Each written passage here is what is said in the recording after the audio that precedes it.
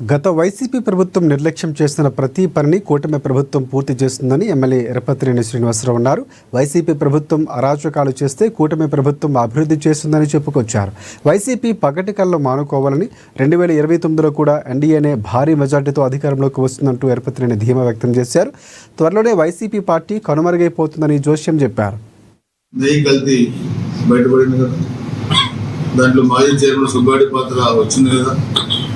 అంటే పరమ పవిత్రమైన దేవస్థానానికి సంబంధించిన లడ్డూ తయారీలు కూడా కల్తీకి పాల్పడి దాంట్లో డబ్బులు కొట్టేశారంటే వీళ్ళ చరిత్ర నీచ చరిత్ర ఏ స్థాయికి పోయిందో అర్థం చేస్తాం. పరకామణిలో దొంగతనం దాని మీద ఫిర్యాదు చేసిన ఒక సిఐని నిన్న ట్రైన్లో వెళ్తుంటే అది హత్యని చాలా అనుమానాలు ఉన్నాయి.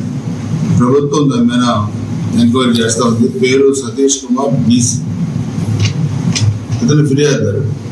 అంటే గత సంఘటనలు ముద్దుసీన్ దగ్గర నుంచి జైల్లో కొంతమంది చనిపోయారు. తర్వాత వివేకానంద రెడ్డి హత్య కేసులో సాక్షులు కొంతమంది చనిపోయారు. ఈ వరుస హత్యలు చూస్తూ ఉంటే ఒక క్రిమినల్ నేచర్ ఉన్న వ్యక్తులు ఇవన్నీ కూడా చేస్తున్నారు. దాని వెనక